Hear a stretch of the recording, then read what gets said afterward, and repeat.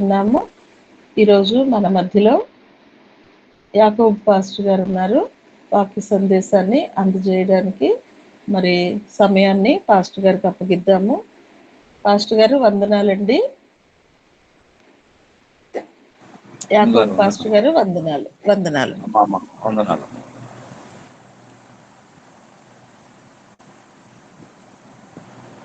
మన ప్రభువును రక్షకుడైన యేసుక్రీస్తు నామమున ఉదయకాల సమయంలో యేసు వైపు చూచుచు అనే ఆధ్యాత్మికమైన కార్యక్రమానికి వచ్చేసిన మీ అందరికీ కూడా మరి ఆ హృదయపూర్వకమైన వందనములు తెలియచేస్తున్నాను. చాలా సంతోషం. దేవుని మహాకృపను బట్టి మరొక దినము, మరొక తరుణాన్ని దేవుడు మనకు అనుగ్రహించి ఆయన యొక్క మెల్లని స్వరాన్ని వినటానికి దేవుడు మనకి ఇచ్చిన ఆయుష్ను బట్టి, ఆరోగ్యమును బట్టి దేవునికి కృతజ్ఞతాస్తుతులు, స్తోత్రములు చెల్లించబద్దులమై ఉన్నాం. ప్రియులారా, మరి ఇంతవరకు పాటలతోనూ మరి వాక్యంతోనూ దేవుని సన్నిధిలో మనం ముందుకు వెళ్ళాం. మరి ఈ సమయంలో కొన్ని మాటలను మనం ధ్యానం చేసుకుందాం. మనమందరము మరి పరిశుద్ధ బైబిల్ గ్రంథంలో నుండి 145వ అధ్యాయము 19వ వచనాన్ని మనం చదువుకుందాం. కీర్తనల గ్రంథం 145వ అధ్యాయము 19వ వచనం. తన యందు భయభక్తులు గలవారి కోరిక ఆయన నెరవేర్చును, వారి మొర ఆలకించి వారిని రక్షించును. మరొకసారి జ్ఞాపకం చేసుకుందాం. తన యందు భయభక్తులు గలవారి కోరిక ఆయన నెరవేర్చును, వారి మొర ఆలకించి వారిని రక్షించును. ప్రార్థన చేసుకొని వాక్య సందేశంలోనికి మనం వెళ్దాం. మహాగణుడా, సర్వోన్నతుడా, సర్వసృష్టికి ఆధారభూతుడా, నీకు వందనాలు తండ్రి. ఉదయకాల సమయంలోని ముఖ దర్శనము చూసుకోవటానికి, నిన్ను కీర్తించుటకు, ఆరాధించుటకు, పూజించుటకు, మహిమపరచుటకు, గణపరచుటకు, అయినా నీ నామమును స్మరింప చేసుకున్నటకు అల్పులమైన మాకు నువ్వు ఇచ్చిన గొప్ప ఆధిక్యతను బట్టి వందనాలు. ఉదయకాల సమయంలో తండ్రి మాతో నువ్వు మాట్లాడండి అయ్యా. ప్రశస్తమైన నీ స్వరాన్ని మేము వినుటకునైనా మా జీవితాలు పరివర్తన చెందుటకు తండ్రి, మీ నీలో అంటుకట్టబడి ఉండుటకునైనా అయా పాపమును విసర్జించి తండ్రి నైనా నీ సన్నిధానములో తండ్రి అయా మరి భక్తితోనూ భయముతోనూ మేము జీవించుటకు ప్రభువా సహాయం చేయండి. పామేడా, నువ్వే మాతో మాట్లాడండి, మా హృదయాలతో మాట్లాడండి. ఆధ్యాత్మికమైన స్థితిలో మేము అభివృద్ధి పొందుటకు సహాయం చేయండి. అనుగ్రహిస్తావు నమ్ముచు నా ప్రభువును రక్షకుడైన యేసుక్రీస్తు నామమున ప్రార్థించి పొందుకుని నాము తండ్రి, ఆమేన్. ప్రియులారా, మరొకసారి మన ప్రభువును రక్షకుడైన యేసుక్రీస్తు నామమున మీ అందరికీ శుభములు తెలియచేస్తున్నాను. మరి దేవుని వాక్యము మనం చదువుకున్నాం. కీర్తనలు 145వ అధ్యాయము 19వ వచనంలో మనం ఈ విధంగా చూస్తున్నాం. యెహోవా 19వ వచనం, తన యందు భయభక్తులు గల వారి కోరిక ఆయన నెరవేర్చును, వారి మొర ఆలకించి వారిని రక్షించును. దేవునిలో ఉన్న గొప్ప గుణలక్షణం, దేవునిలో ఉన్న గొప్ప గుణలక్షణం ఏంటి అనంటే, ఆయన యందు ఎవరైతే భయభక్తులు కలిగి ఉంటారో వారి కోరికను ఆయనే నెరవేరుస్తాడని ఒక అద్భుతమైనటువంటి మాటను ఈరోజు మనం చదువుతున్నాం. ఎన్నెన్నో కోరికలు ఉంటాయి కదా అండి మనుషులకి. కోరికలు లేని వారంటూ ఎవరు లేరు భూమి మీద. కోరికలు లేని వారు అంటూ ఎవరు ఉండరు బహుశా. మరి పండు ముసలాయన దగ్గరికి వెళ్ళి మరి నీ కోరిక ఏంటి అని అడిగినప్పుడు ఆయన సంబంధించిన కోరికలు కూడా ఆయన చెప్పటానికి సిద్ధముగా ఉంటాడు. ప్రతి మనిషి ఎన్నో ఆశలతోనూ ఎన్నో మరి కోరికలతోనూ మనిషి జీవిస్తూ ఉంటాడు, తప్పించిపోతుంటాడు, వాటి కొరకు మరి పరిగెత్తుతూ ఉంటాడు. నేటి సమాజంలో మరి పరిస్థితుల్లో మరి ఎవరు కూడా నాకు చాలే, ఇంకా నాకేమొద్దులే ఇంకా మరి ఆ అని సర్దుకొని పోయి ఇంతటితో చాలు అని చెప్పి కాముగా కూర్చొనేవారు చాలా తక్కువ. ప్రతి ఒక్కరు కూడా ఒక ఒక స్టేజ్ నుంచి మరొక స్టేజ్కి వెళ్ళాలని, ఒక ఒక పరిస్థితి నుంచి మరొక పరిస్థితిలోనికి వెళ్ళిపోవాలని ప్రతి మానవుడు కూడా ప్రాధాయపడుతూ ఉంటాడు. ప్రతి దినము కూడా తప్పించిపోతూ ఉంటాడు. అది మరి మానవునిలో ఉన్నటువంటి గుణలక్షణం అలాంటిది. చూడండి, తల్లిదండ్రులుగా మనం ఆలోచిస్తే పిల్లలను మనము ఎన్నో కోరికలు కోరుకుంటూ ఉంటాం. ఏమనంటే మా పిల్లలు మాలాగానే ఉండకూడదు, మాలాగానే కష్టపడకూడదు, మాలాగానే మరి ఇబ్బందులు పాలు కాకూడదు అని చెప్పి ఎంత ఖర్చైనా పర్వాలేదని వారిని ఎంతగానో చదివించి ప్రయోజకులను చేయాలని, వాళ్ళను ఒక మంచి స్థానంలో చూడాలని చెప్పి మనం ఎంతో తప్పించిపోతూ ఉంటాం. ఇలా మానవుని యొక్క ఆలోచన విధానాన్ని మనం చూసినప్పుడు మరి మానవుడు ఏమనుకుంటాడు అని అంటే, మరి తన స్థానాన్ని తన స్థానము నుండి మరొక స్థానమును చేజిక్కించుకోవాలని, ఉన్నటువంటి పరిస్థితి నుంచి మరొక పరిస్థితిలోనికి చేజిక్కించుకోవాలని చెప్పి మరి ఆశతో ఎదురు చూస్తూ ఉంటాడు. కానీ దేవుని వాక్యం ఏం చెప్తుంది అనంటే, దేవుని వాక్యం ఏం మాట్లాడుతుంది అనంటే, తనకు మరి తన యందు ఎవరైతే భయభక్తులు కలిగి ఉంటారో, దేవుని యందు ఎవరైతే భయభక్తులు కలిగి ఉంటారో వారి కోరిక ఆయన నెరవేర్చును. చాలా అద్భుతమైన మాట అండి. నేను చదివినప్పుడు నాకు ఆశ్చర్యం వేసింది. ఎందుకనంటే కోరికలు కోరేది మనిషి, నెరవేర్చేది ఎవరు అనంటే దేవుడు. కోరికలు కోరేది ఎవరు? మనిషి. అయితే దాన్ని నెరవేర్చేది ఎవరు అనంటే మరి దేవుడుగా మనం చూస్తున్నాం. ఆయనే వారి కోరికలను ఆయనే నెరవేర్చును అనే మాట చూస్తున్నాం. దేవుడు నెరవేర్చుతున్నాడంట. ఎలా నెరవేరుస్తాడు అనంటే ఒక మంచి పాటను కూడా మనం చూస్తాం. మంచి పాటను కూడా మనము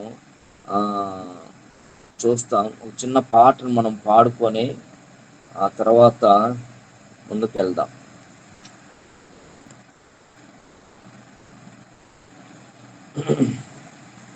ఒక ఆశ ఉందయ్యా, నా కోరిక తీర్చయ్యా, నా మనవిను యేసయ్యా, ప్రత్యుత్తరమేమయ్యా.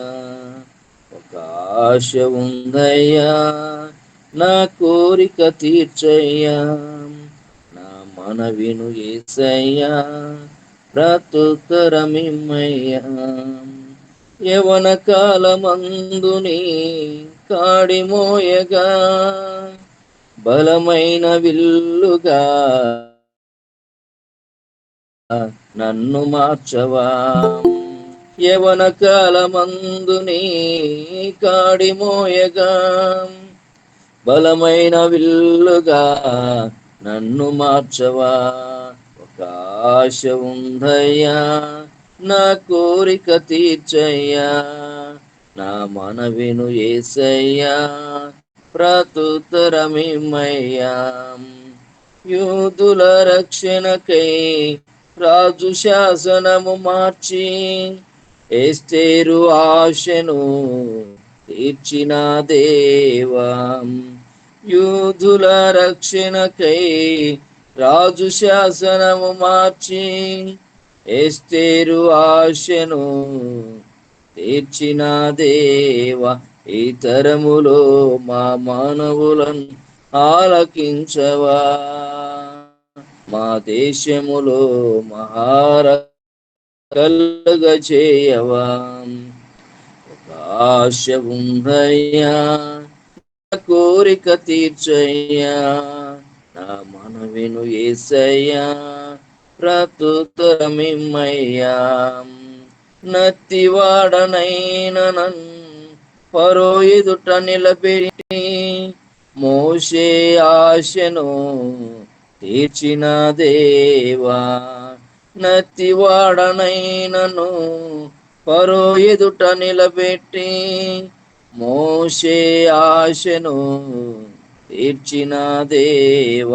ఈ తరములో నీ చిత్తముకై ఎదురు చూడగా అగ్ని చేత నన్ను దర్శించి నీ చిత్తము తెలుపవా.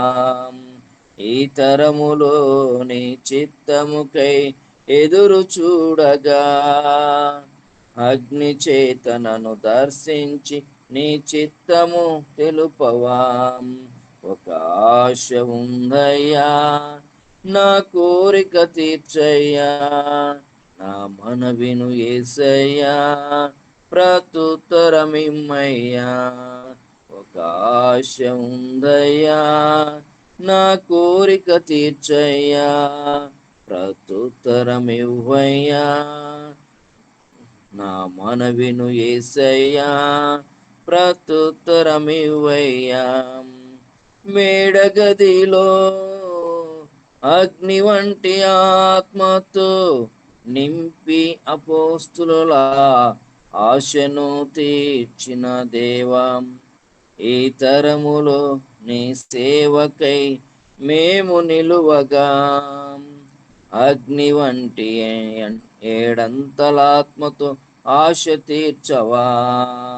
ఒక ఆశ ఉందయ్యా, నా కోరిక తీర్చయ్యా, నా మనవిను యేసయ్యా, ప్రతుత్తరమిమ్మయ్యా. యవన కాలమందునే కాడి మోయగా బలమైన విల్లుగా నన్ను మార్చవా. యవన కాలమందునే కాడి మోయగా బలమైన విల్లుగా నన్ను మార్చవా. హల్లెలూయా.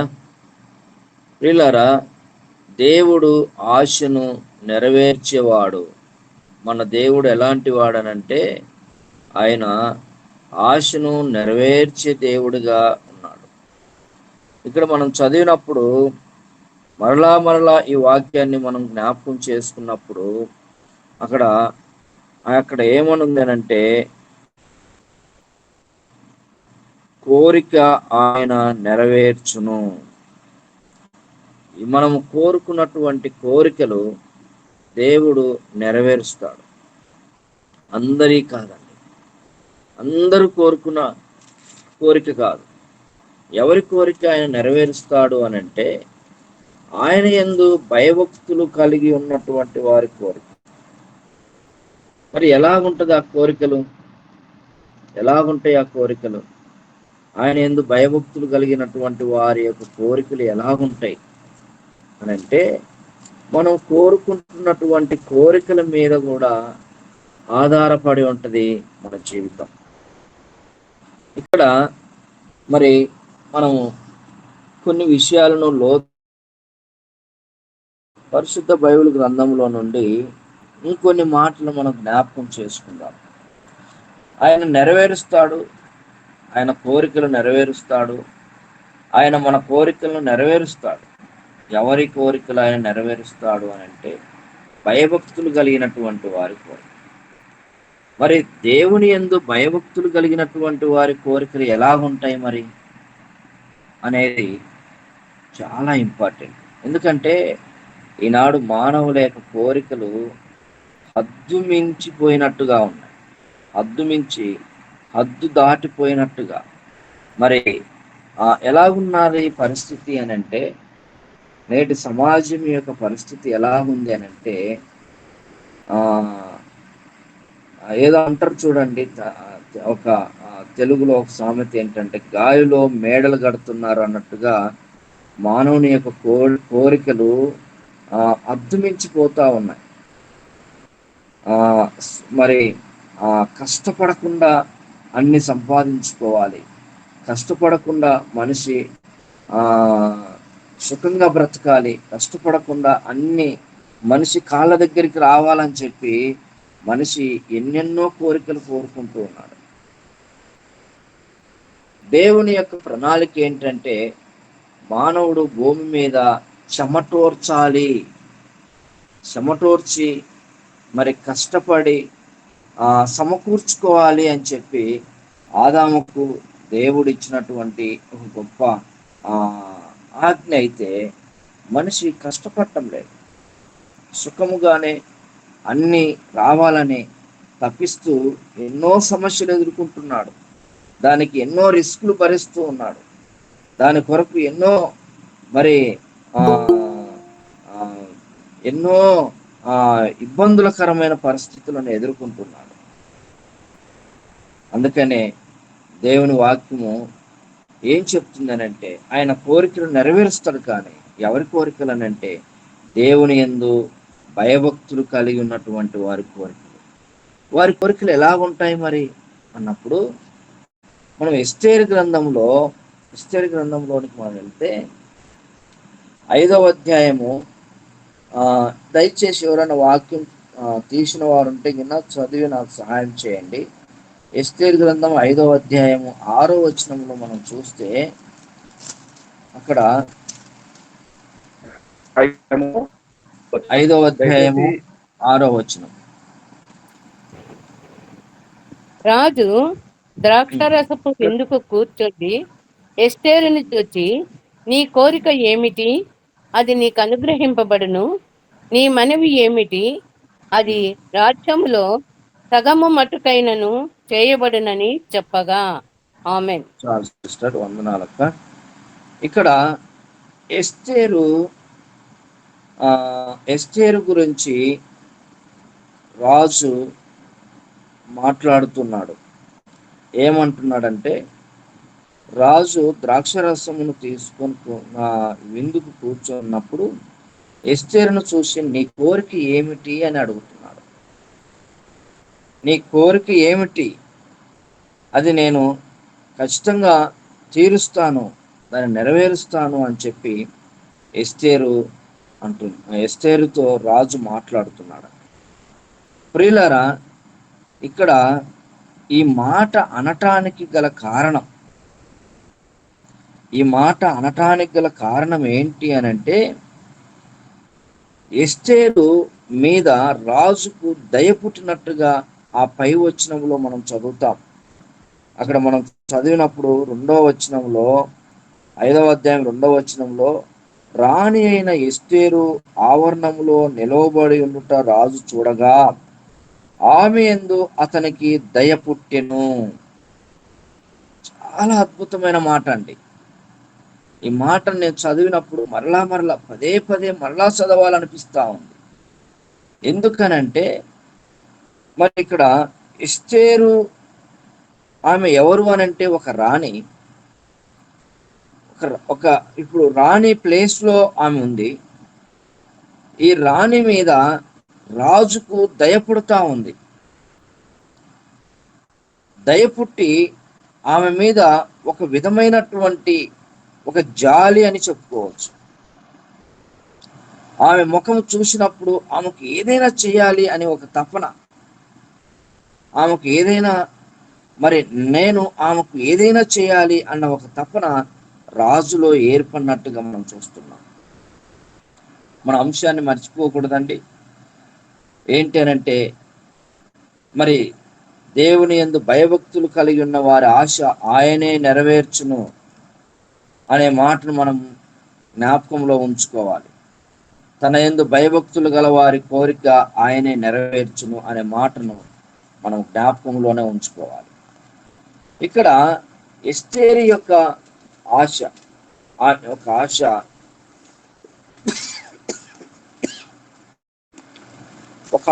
ఆమె కలిగి ఉన్నది. ఆశను నెరవేర్చుకోవటానికి రాజు దగ్గరికి వచ్చింది. అయితే రాజు ఎస్తేరు ముఖం చూసినప్పుడు దయ పుట్టినట్టుగా మనం చూస్తున్నాం. ఏంటి ఎస్తేరుకు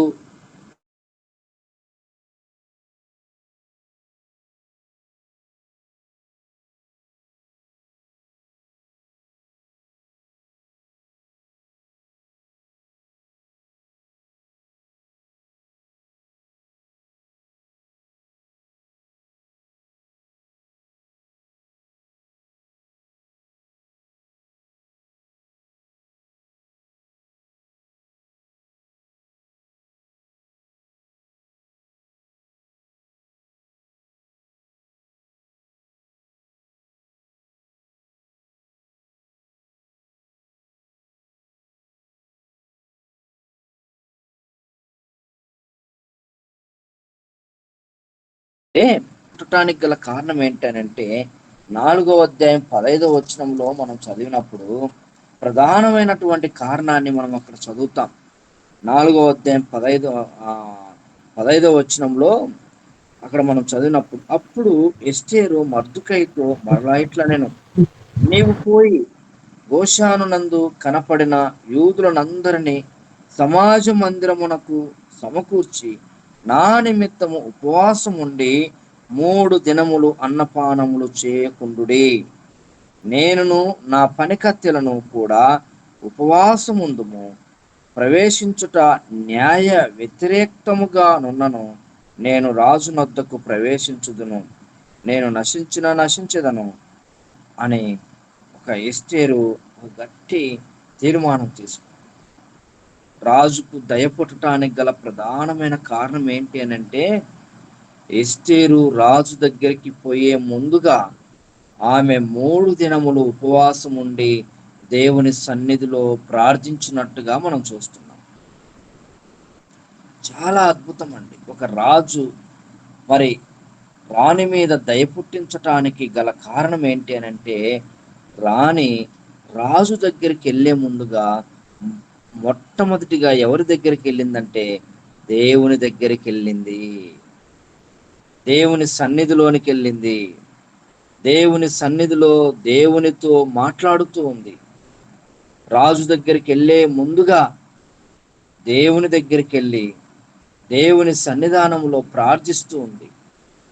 ఆమె ఎన్ని దినాలనంటే 3 దినాలు ప్రార్థించింది. 3 దినాలు ఎలా ప్రార్థించింది అని అంటే, ఆమె ఉపవాసం ఉండి ప్రార్థించింది. ఆమె అన్నపానములు పుచ్చుకోలేదు అనే మాట మనం చూస్తాం. అంటే ఆహారం తినలేదు, నీళ్లు కూడా తాగలేదు. ఇది చాలా అద్భుతం అండి. అవసరం ఏంటి? రాణి కదా, రాజు యొక్క ఆస్థానంలో ఉంటుంది కదా. ఆమెకు ఏంటి లోటు, ఏంటి సమస్య, ఎందుకు అన్ని సమకూర్చబడుతూ ఉన్నాయి, ఏది కావాలన్నా అది మరి ఆమె దగ్గరికి తీసుకొస్తారు కదా. ఎందుకు అంతగా రిస్క్ పడింది అని అంటే, చూడండి ప్రియులారా, తమ జాతి కొరకు ఆమె ఆశ ఏంటి అని అంటే, నా జాతిని నేను రక్షించుకోవాలి.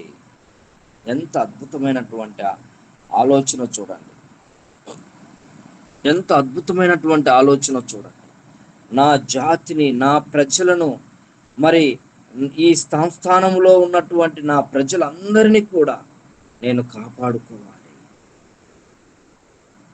ఆమె స్వార్థం చూపిలేదండి. ఇది చాలా అద్భుతంగా ఈ వాక్యాన్ని చదువుతున్నప్పుడు, ఎస్తేరు గ్రంథం చదువుతున్నప్పుడు ఇందులో చాలా అద్భుతమైనటువంటి మాటలను మనం చూస్తాం. ఆల్రెడీ ఆమె ఒక మంచి పొజిషన్లో ఉంది. రాజు దగ్గర మరి రాణిగా ఉంది. ఇంకా ఆమెకు ఏ లోటు ఉండదు, ఏ సమస్య ఉండదు. కానీ అక్కడికి వెళ్ళినాక కూడా ఆమె ఆలోచన ఏంటనంటే, నా ప్రజలను నేను కాపాడుకోవాలి.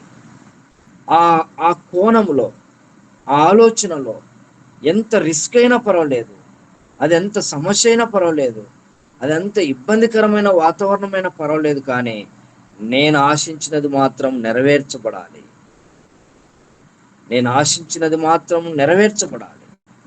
నేను కోరుకునేది మాత్రం నెరవేర్చబడాలి.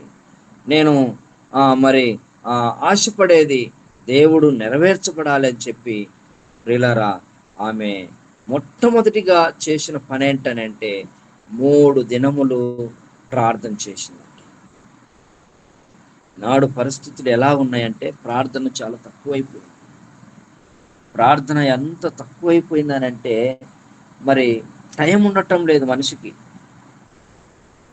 అన్నిటికీ టైం ఉంటుంది అండి. మనం చేసే ప్రతి పనికి టైం ఉంటుంది.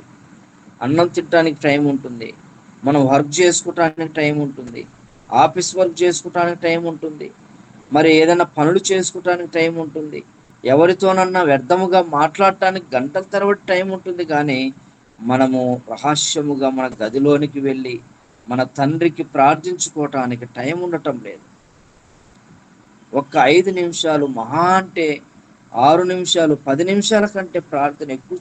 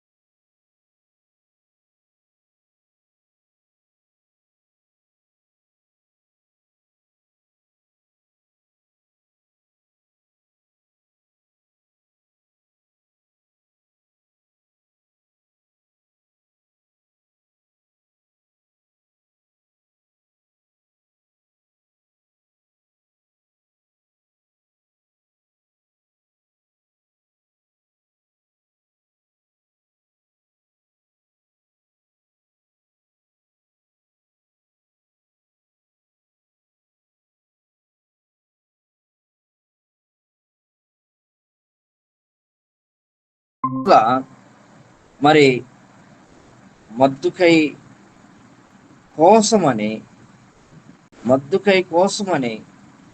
అదిగో ఆ యొక్క సంస్థానములో ఉన్నటువంటి యూదులు ఎక్కడైతే నివసిస్తున్నారో, ఏ ప్రాంతంలో అయితే ఉంటున్నారో అందరినీ కూడా, అక్కడున్న వాళ్ళందరినీ కూడా చంపాలని చెప్పి హామాను పన్నాంగం పడినట్టుగా మనం చూస్తున్నాం. 50 అడుగుల ఉరికొయ్యను చేయించినట్టుగా మనం చూస్తున్నాం. 50 అడుగుల ఉరికొయ్యను చేయించి ఇంకా ఆయన ఏం చేశాడనంటే రాజు దగ్గరికి వెళ్ళి పర్మిషన్ తీసుకున్నట్టుగా మనం చూస్తున్నాం. అక్కడ మనం చూసినప్పుడు రాజు ఆజ్ఞ ఇచ్చేశాడు. తన ఉంగరము తీసి హామాను చేతిలో పెట్టాడు. నీవు ఏమి చేయాలనుకుంటున్నావో అది చేసేయి, నేను అన్నిటికీ సమ్మతిస్తాను, అన్నిటికీ మద్దతు తెలుపుతానని చెప్పి ఉంగరం కూడా ఇచ్చాడు. ఇప్పుడు పరిస్థితి ఏంటనంటే మరి 12వ నెలలో ఆ సంవత్సరంలో 12వ నెలలో యూదులందరూ కూడా చనిపోవాలి. డేట్ దగ్గర పడతా ఉంది, టైం దగ్గర పడతా ఉంది. హామాను అన్ని రెడీ చేసుకున్నాడు, సిద్ధంతో ఉన్నాడు. ఫ్రెండ్షిప్తో, ఇంట్లో భార్యతో, మరి స్నేహితులతో అన్ని విధాలుగా చర్చించుకొని మాట్లాడుకొని అన్ని సిద్ధం చేసుకున్నాడు. మనము నిద్రపోకూడదు. ఈ సమయంలో మనము తెలియనట్టుగా కాముగా ఉండకూడదు. రాని ప్లేస్లో ఉన్నా సరే నా జనులను నేను కాపాడుకోవాలి, నా ప్రజలను నేను కాపాడుకోవాలి. ఈ మరణకరమైనటువంటి ఊపిలో నుంచి పైకి లేవనెత్తాలి. అది ఎలా సాధ్యం? రాజు దగ్గరికి డైరెక్ట్గా వెళ్ళకూడదు. రాజు దగ్గరికి డైరెక్ట్గా వెళితే రాజు యొక్క కోపము నా మీద పడితే ఇంకా భయంకరమైనటువంటి పరిస్థితి నెలకొల్పబడుతుందని చెప్పి ఎస్తేరు చేసిన ఒక మంచి ప్లాన్ అనకూడదు, ఒక మంచి ఉద్దేశము, ఒక మంచి నిర్ణయం ఏంటనంటే మొట్టమొదటిగా నా తండ్రి దగ్గరికి వెళ్ళాలి, నన్ను రక్షించి నన్ను విమోచించి నా కొరకు మరి తన ప్రాణం పెట్టిన యేసయ్య యేసుక్రీస్తు దగ్గరికి వెళ్ళాలి. ప్రియులారా, ఆమె రాజు దగ్గరికి వెళ్ళే ముందుగా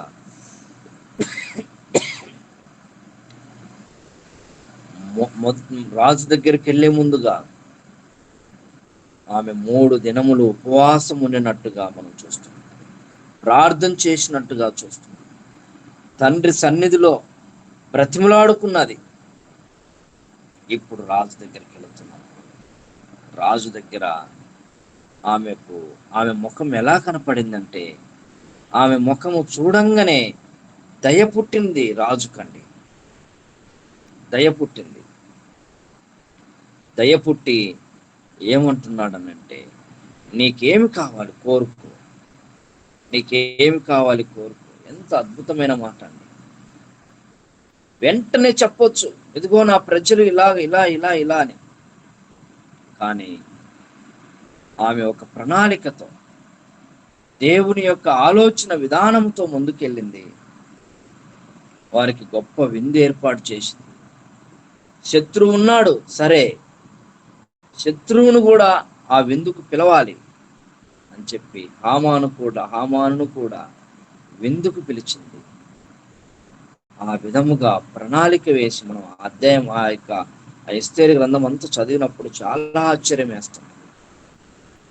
ప్రియులారా, ఏ ఊరికొయ్య మీదైతే మద్దుకైని చంపాలని ఆలోచించాడో అదే ఊరికొయ్య మీద మరి హామాను ఉరి తీయబడినట్టుగా మనం చూస్తున్నాం. ఇంకో అద్భుతమైనటువంటి మాట ఏంటనంటే, నాకు చాలా ఆశ్చర్యం వేసింది. ఒకసారి ఆ మాటను మనం చదువుదాం. 3వ అధ్యాయం 13వ వచనంలో మనం చదివినప్పుడు, 3వ అధ్యాయం 13వ వచనం ఒకసారి చదవండి. ఆదారు అను 12వ నెల 13వ దినమందు యవ్వనులనేమి, వృద్ధులనేమి, శిశువులనేమి, స్త్రీలనేమి, యూదులనందరినీ ఒక్క దినమందే బొత్తిగా నిర్మూలము చేసి వారి సొమ్ము కొల్లపుచ్చుకొమ్మని తాకీదులు అంచెవారి చేత రాజ్య సంస్థానములన్నిటికీ పంపబడెను. ఆమేన్.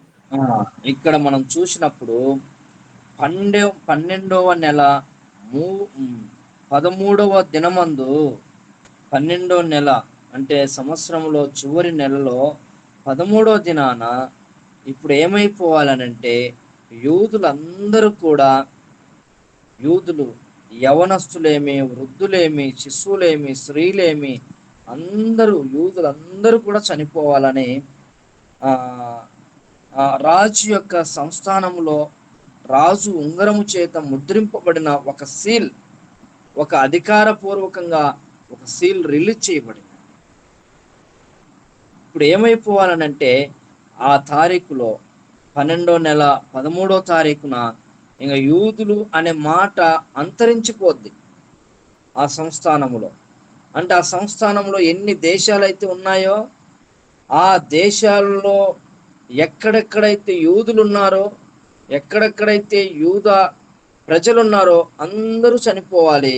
ఇంకా ఆ మాటలో చెప్పాలంటే యూదులు అంతరించిపోవాలి. ఇంకా ఉండకూడదు. ఏ తారీఖు బాగా గుర్తుపెట్టుకుందాం మనం. 12వ మాసము 12వ నెల 13వ తారీఖు ఏం జరిగింది ఆ రోజు మరి అని మనం చూస్తే చాలా అద్భుతం అండి. దేవుడు ఆయన కోరికలు ఎలా తీరుస్తాడనంటే, దేవుడు ఆయన ఆలోచనను ఎలా తీరుస్తాడనంటే, దేవుని యందు భయభక్తులు కలిగిన వారి కోరిక ఆయన ఎలా తీరుస్తాడంటే, ఆయన అద్భుతంగా తీరుస్తాడనే మాటను మనం జ్ఞాపకం చేసుకోవాలి. ఆ రోజు ఏం జరిగింది? 12వ మాసములో 13వ తారీఖున ఏం జరిగింది అని అంటే, మనము 9వ అధ్యాయంలోనికి వెళ్ళాలి. 9వ అధ్యాయము 1వ వచనం మనం చదివినప్పుడు అక్కడ మనం చూస్తాము. అక్కడ చదవండి ఒకసారి. 9వ అధ్యాయము 1వ వచనం.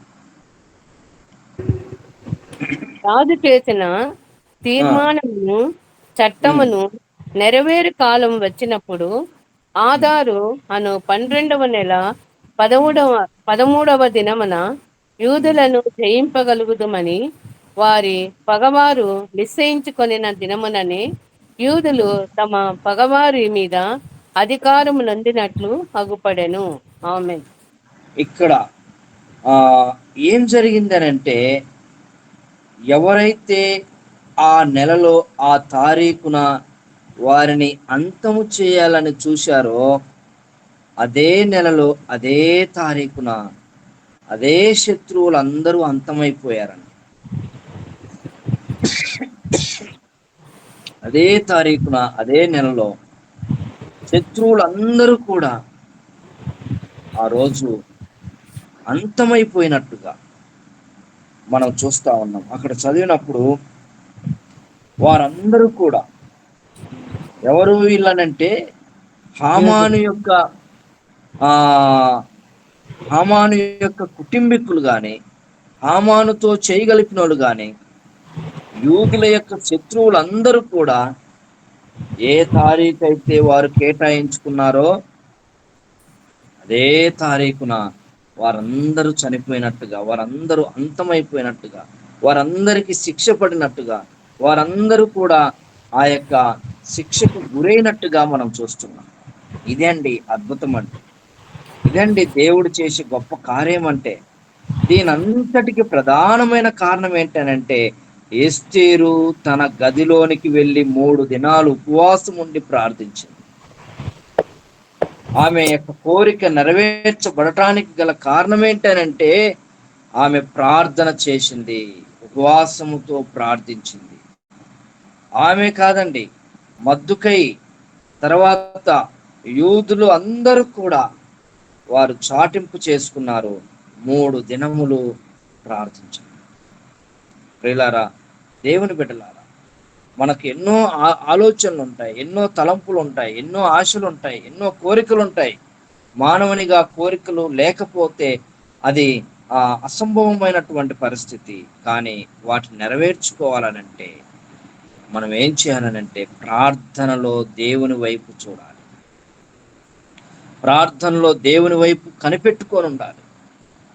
అందుకని దేవుడు ఒక గొప్ప మాట ఏమంటాడంటే, మీరు ప్రార్థన చేయనప్పుడు మీ గదిలోనికి వెళ్ళి రహస్యమందున్న నీ తండ్రికి రహస్యముగా మొరపెట్టండి, ఆయన ఆ మొర విని ప్రత్యుత్తరం ఇస్తాడు. అందుకనే మనం పాట పాడాం కదా, ఒక ఆశ ఉందయ్యా అనే పాట. ఆ యొక్క ఆ పాటలో గొప్ప ఉద్దేశం ఏంటనంటే, దేవుడు మన కోరికలను నెరవేరుస్తాడు. ఆయన మన కోరికలను నెరవేరుస్తాడు. ఎలా నెరవేరుస్తాడనంటే, మన ఆశ ఏమై ఉండాలనంటే ప్రయోజనకరమైనదై ఉండాలి, ప్రయోజనకరమైనదై ఉండాలి. అది ఎస్తేరు ప్రయోజనకరముగా కోరుకున్నది, తన జాతి కొరకు, తన ప్రజల కొరకు. వారు పడిన ఆ యొక్క ఆ శిక్ష తప్పించటానికి ఎస్తేరు ఒక రాజు కుటుంబంలో ఒక రాణిగా ఉన్నప్పటికీ ఆ స్థానాన్ని మరిచిపోయి, ఆ స్థానాన్ని విడిచిపెట్టేసి, నా ప్రజలను నేను కాపాడుకోవాలి, నా ప్రజలను నేను రక్షించుకోవాలని చెప్పి పాటుపడిందండి. ఈనాడు కొద్దిగా దేవుడు ఒక చిన్న ఉద్యోగం ఇస్తే చాలు, మిగతా వాళ్ళందరినీ మర్చిపోతారు, తన ప్రజలను మర్చిపోతారు, తన కుటుంబీకులను మర్చిపోతారు, తన అన్నదమ్ములను మర్చిపోతారు, అక్క చెల్లెలను మర్చిపోతారు. మరి ఇంకెవరు గుర్తుండరు. ఒక చిన్న ఉద్యోగం ఉంటే చాలు, ఎప్పుడు వారి గురించి ఆలోచించరు. భౌతికంగా ఆలోచించకపోయినా ఆధ్యాత్మికముగా వారి స్థితిగతులు ఎలాగున్నాయో అని చెప్పి ఆలోచించి వారి కొరకు ప్రార్థించే వారు ఉన్నారంటారా? అలాంటి వారు కనపడుతున్నారా? మనిషి యొక్క స్వార్థము ఎంతగా అందుకోపోయిందనంటే, తన యొక్క స్వార్థం ఎంతగా ఉంది అనంటే, నేను, నా కుటుంబము, మిగతా వారి గురించి ఆలోచించే పరిస్థితిలోకి ఈనాడు లేరు. ఎస్తేరు చూడండి, చిన్న వయసు అండి, పెద్ద వయసేం కాదు, చిన్న వయసు.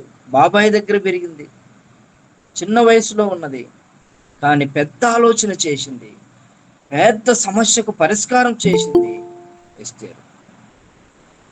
అందుకేనండి మనము చిన్నవారిమైన, చిన్న ఉద్యోగం చేస్తున్న, చిన్న పనిలో మనం ఉన్న మన జాతిని, మన బంధువులను, మన స్నేహితులను, మన మన చుట్టూ ఉన్న వారి కొరకు మనం నిలబడాలి, పాటుపడాలి.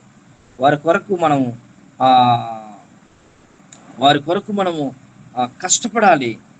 దేని విషయములు అంటే వారి ఆధ్యాత్మికమైన స్థితిని మార్చటానికి, వారి ఆధ్యాత్మికమైన స్థితిని మార్చటానికి, వారిని ప్రభువు వైపుకు త్రిప్పటానికి, వారిని ప్రభువులోనికి నడిపించటానికి దేవుని సహాయం మనం తీసుకొని నరకమునకు పోతున్న వారి కొరకు మనం ఉపవాసం ఉండి ప్రార్థించి వారిని రక్షణలోనికి నడిపించాలని దేవుని వాక్యం ఈ దినం మనకు తెలియజేస్తూ ఉంది.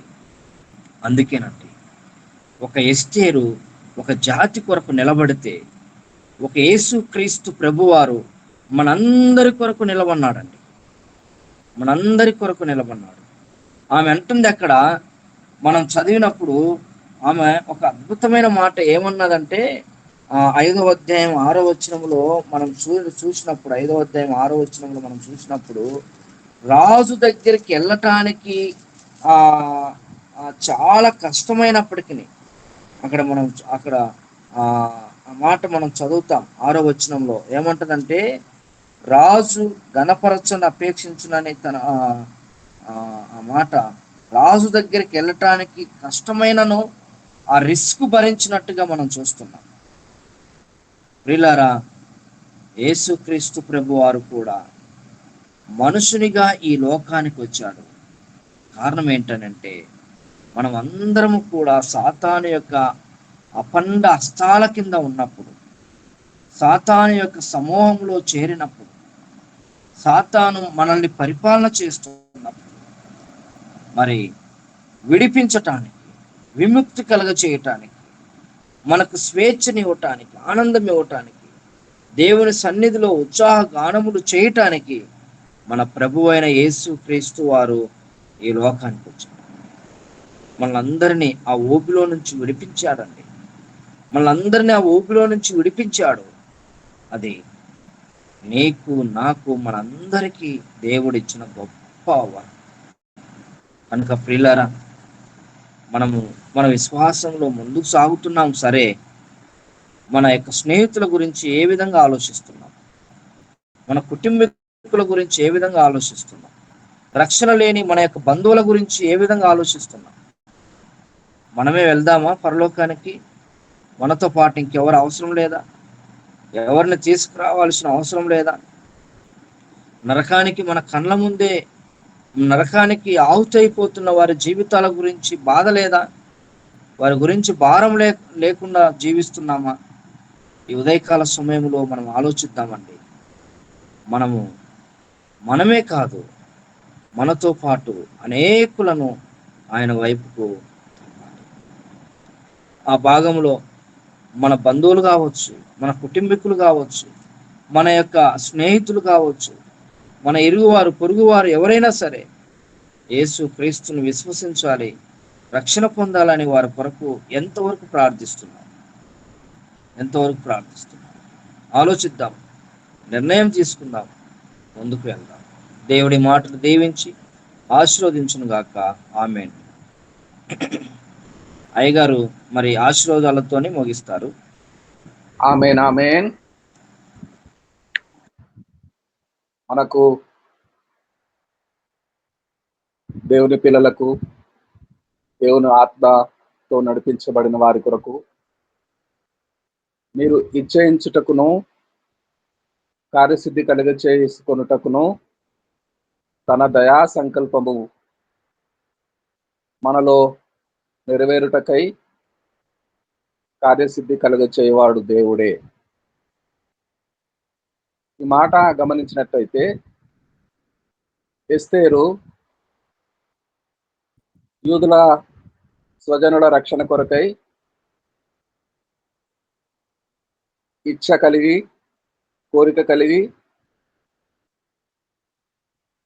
యూదులందరినీ రక్షించుటకు కోరిక కలిగి, అది కార్యసిద్ధి కలుగ చేసి సంపూర్ణముగా యూదులందరినీ రక్షించుకున్నది. ఎస్తేరు గ్రంథము బహు విశేషమైన గ్రంథము. ప్రియులారా,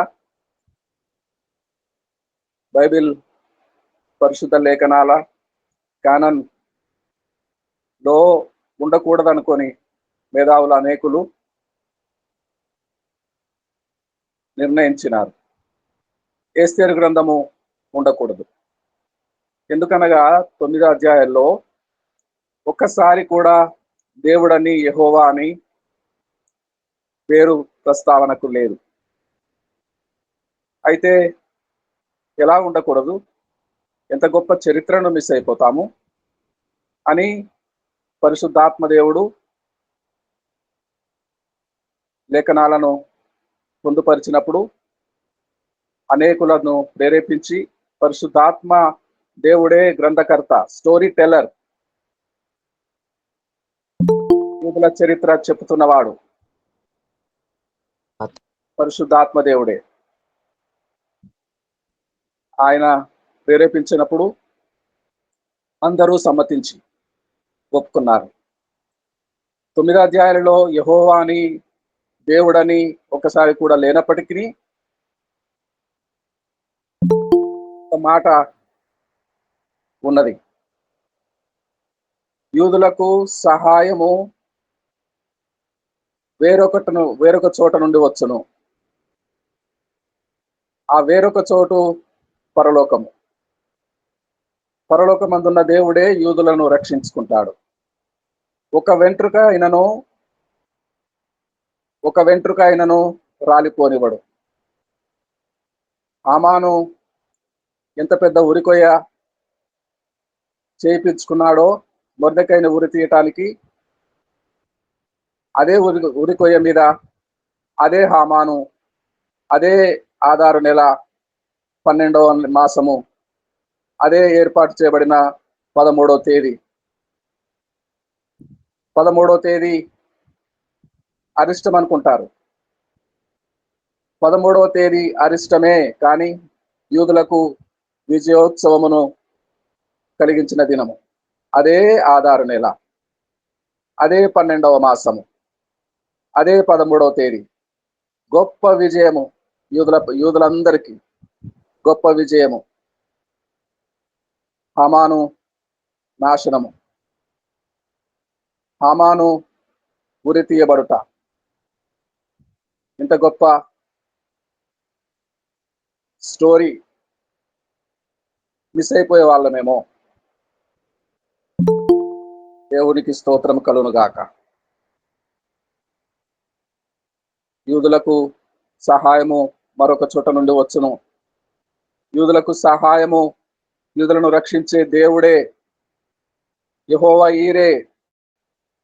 యెహోవా ఈరే అబ్రహామునకు మోరియా పర్వతమందు దేవుడు చేసిన ఉపాయము. The provider. యూదులందరినీ రక్షించటానికి యూదుల కొరకు బలి అయిన దేవుని గొర్రె పిల్ల. యెహోవా యొక్క ఈరే దేవుడే చూచుకొనును. ఆ పేరు దేవుడే పర్వతమునందు చూచుకుంటాడని ఈనాటికి ప్రతీతి. అబ్రహాం యొక్క ప్రగాఢ విశ్వాసం, అబ్రహాం యొక్క నమ్మకం. యేసయ్యకు యెహోవా యొక్క ఈరే అని పేరు కలిగింది. దేవునికి స్తోత్రం కలుగును గాక. చాలా చక్కగా ఎస్తేరు గ్రంథమును ప్రస్తావించిన అయ్యగారికి వందనాలండి. ఎస్తేరు ద్వారా, రాణి ద్వారా పర్షియా రాజును వివాహమాడి ప్రపంచమును ఏలే రాజు, యూదులందరికీ రక్షణకర్త అయిన ఎస్తేరు బిడ్డను దేవుడే ఇచ్చయించుటకును, కార్యసిద్ధి కలుగ చేసుకొనుటకును దయా సంకల్పము ఎస్తేరునందు నెరవేర్చిన వాడు దేవుడే. దేవునికి స్తోత్రం కలుగును గాక. హల్లెలూయా, హల్లెలూయా, హల్లెలూయా, హల్లెలూయా. ఎంత చక్కని వాక్యం అందించిన అయ్యగారికి వందనాలండి. ముగింపు ప్రార్థన చేసుకుందామా? శాంతకుమారి గారు ముగింపు ప్రార్థన చేస్తారా దయచేసి? ఒక మాట శాంతకుమారి గారు ముగింపు ప్రార్థన చేస్తారు. పరిశుద్ధుడ, ప్రేమ, నమ్మకం గల మా తండ్రి, కృపా కనికరము, ప్రభా, జీవము గల మా నాయన, వందన సుస్తోత్రాలు చెల్లించుకుంటున్నాం. ఈ ప్రాతకాల సమయంలో ప్రభాతనైనా మీ కృపను బట్టి, మీ ప్రేమను బట్టి, సహవాసంలో పాల్గొంపులు పొందటానికి నా తండ్రి మీరు ఇచ్చిన గొప్ప కృపను బట్టి వందన సుస్తోత్రాలు చెల్లించుకుంటున్నాం. తండ్రి దాసుల ద్వారా విత్తబడిన వాక్యాన్ని మా హృదయంలో నాటబడినండి ప్రభావ. తండ్రి మీ చిత్త ప్రకారం, ఏర్పాటు ప్రకారం మా యొక్క జీవిత ప్రయాణంలో మేము ఏమైనది కృపలనే సాక్ష్యాన్ని పంచుకొంచున్నా తండ్రి. క్రీస్తు బిళ్ళగా ప్రభాతాన్ని మేము ముందుకు రావడానికి కృపను దయచేయండి తండ్రి, సాయం చేయండి. ప్రభాతాలైనా దాసులు దీవించి ఆశ్రయించండి. బహుగా ప్రభా మీరు వాడుకుంటున్న విధానం బట్టి స్తోత్రాలయ్యా తండ్రి. దండజయ కూడా మీరు దీవించి ఆశ్రయించండి. ఆయన చేస్తున్నటువంటి ప్రయాసంతో కూడినటువంటి సహవాసాన్ని ప్రభాతాలైనా ఇంకా దీవించి ఆశ్రయించి పల్లింప చేసిన తండ్రి, మీకు భద్రపరిచిన తండ్రి. ఎంతో మంది ప్రియబిడ్డలు రక్షణ పొందడానికి కావాల్సిన కృపను దయచేయమని విజ్ఞాపన చేస్తున్నాను తండ్రి, సహాయం చేయండి తండ్రి. మీరే మాకు తోడు కృపను నడిపించమని ముందున్న సమయాన్ని కృపల స్థలు అప్పగించుకొని మీరే మీ కాపుదలను సంరక్షించి క్రీస్తు బిడ్డగా మేము నడపడానికి కృపాకార్యం మా పట్ల జరిగించమని క్రీస్తు నామన దీన మనసుతో బ్రతిమారి వేడుకొంచున్నాం తండ్రి, ఆమేన్. మరొక ప్రార్థన, ప్రభు నేర్పిన ప్రార్థన చెప్పుకుందామా?